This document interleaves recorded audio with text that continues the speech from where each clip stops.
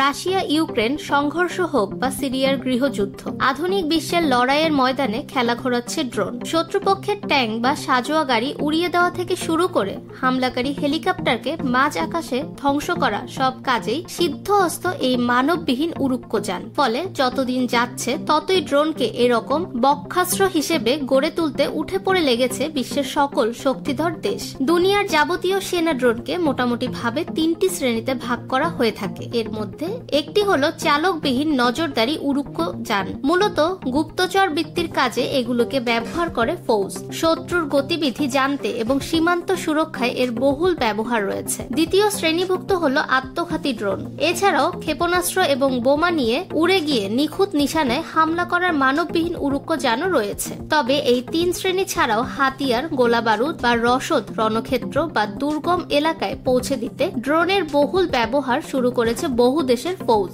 এরই সঙ্গে সমুদ্রের গভীরে ডুবোজাহাজের পাশাপাশি ড্রোন হামলা চালানোর প্রযুক্তিও রয়েছে হাতে গোনা সুপার পাওয়ার কয়েকটি রাষ্ট্রের হাতে। এই অস্ত্রটিকে উন্নত থেকে উন্নততর করতে বর্তমানে কোটি কোটি ডলার খরচ করছে আমেরিকা, রাশিয়া, চীন, ফ্রান্স, জার্মানি, তুরস্ক বা ইরানের মতো দেশ। প্রতি বছরের জানুয়ারি মাসে সামরিক শক্তির নিরিখে বিশ্বের কোন দেশ কোথায় দাঁড়িয়ে সেই তালিকা করেছে গ্লোবাল ফায়ার পাওয়ার ইন্ডেক্স। সেই সমীক্ষার রিপোর্ট অনুযায়ী প্রথম স্থান পেয়েছে আমেরিকা। বলা বাহুল্য, দুনিয়ার সমস্ত দেশের মধ্যে সবচেয়ে বেশি ড্রোন রয়েছে যুক্তরাষ্ট্রের সেনাবাহিনীর হাতেই। ছোট, বড় এবং মাঝারি মিলিয়ে 13,000-এর বেশি ড্রোন ব্যবহার করে আমেরিকান বাহিনী। এর 60% মোতায়েন রয়েছে নজরদারির কাজে। এছাড়া জেনারেল অ্যাটমিক্স প্রতিরক্ষা সংস্থা নির্মিত 275টি MQ-9 রিপার এবং 134টি MQ-1টি গ্রে ইগল হামলাকারী মানববিহীন উড়ুক্কযানও রয়েছে ওয়াশিংটনের বাহিনীর অস্ত্রাগারে। গ্লোবাল ফায়ার পাওয়ার এর প্রকাশিত শক্তিশালী রাষ্ট্রের তালিকায় প্রথম 10-এ নেই তুরস্ক, কিন্তু ড্রোন শক্তির নিরিখে দ্বিতীয় স্থানে রয়েছে তারা। তুর্কি সেনার অস্ত্রাগারে রয়েছে 1421টি ড্রোন।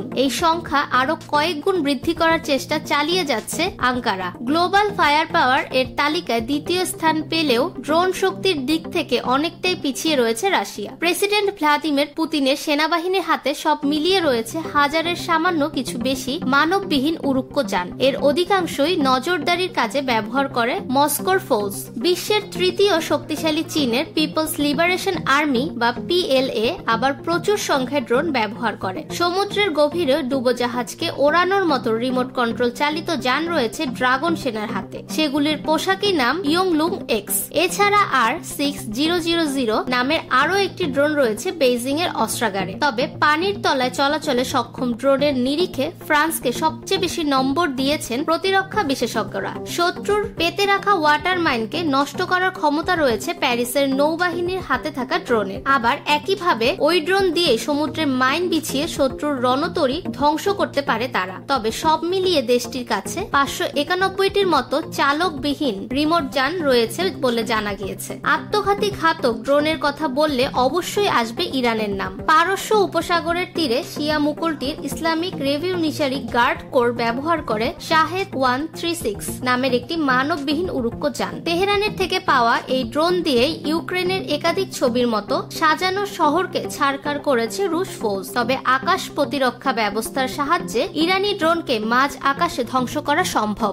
ফাহমিদা বিনতে আনোয়ার, নিরপেক্ষ নিউজ ডেস্ক, ঢাকা।